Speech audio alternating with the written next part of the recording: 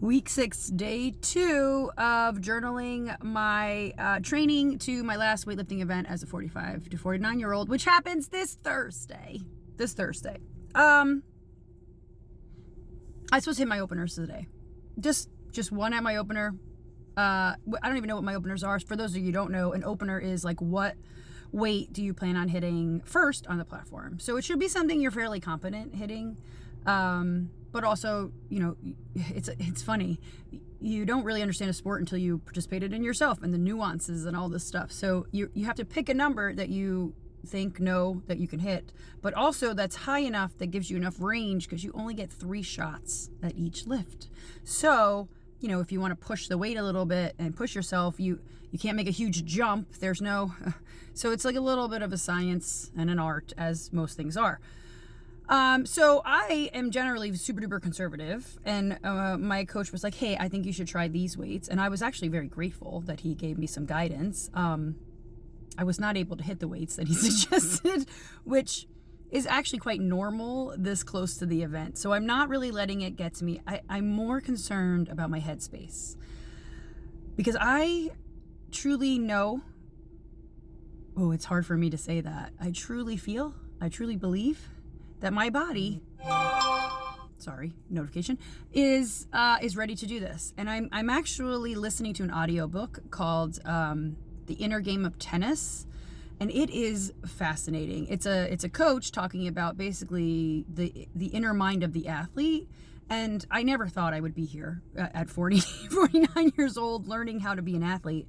But he talks a lot about like self 1 and self 2. Like self 1, no, like, okay, I'm going to geek out. Okay, I'm going to geek out because I actually find this really, really fascinating, right?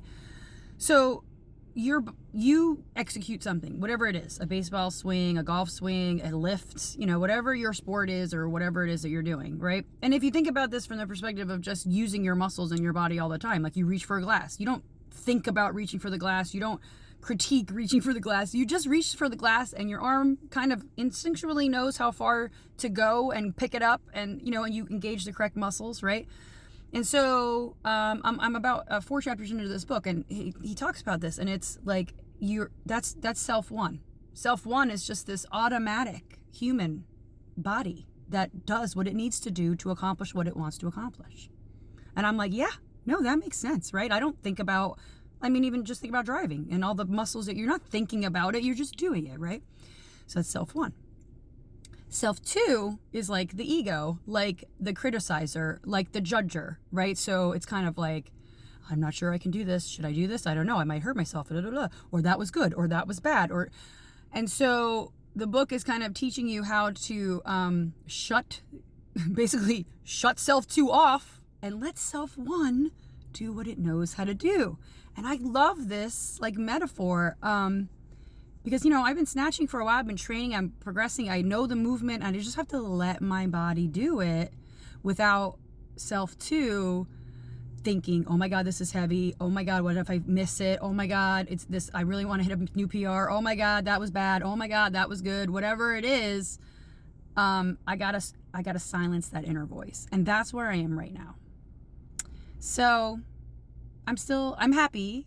It's also, okay, this is a whole nother sidebar, but this is why I'm doing the journal, to get out of my head, right?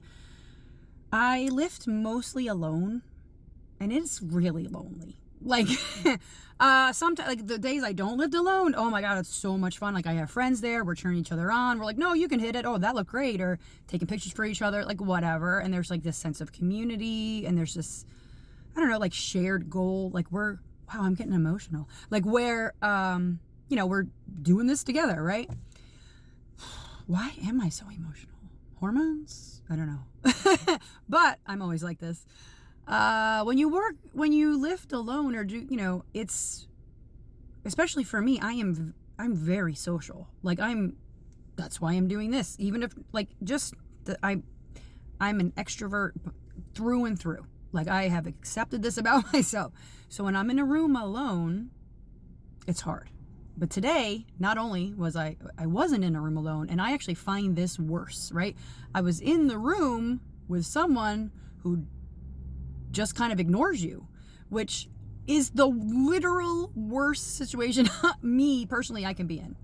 I talked about this with my husband a lot, right? If I'm in a room with someone who doesn't want to talk, that is so, the energy, for me, the energy in that room is awkward and weird, and I'm like, why aren't we conversing? Why aren't we talking? We're the only two humans here. But this person happens to be at the gym, is very much an introvert, and so I leave them alone, because extroverts need to know when to leave people alone, and so I leave them alone. But that does affect me, because I'm not getting any energy back. So anyway, I'm just getting out of my head. That's why I'm doing this. I'm headed to work. I got my fruit. I got my protein. I did make weight yesterday. I was a little bit over today, but it's just really water management at this point.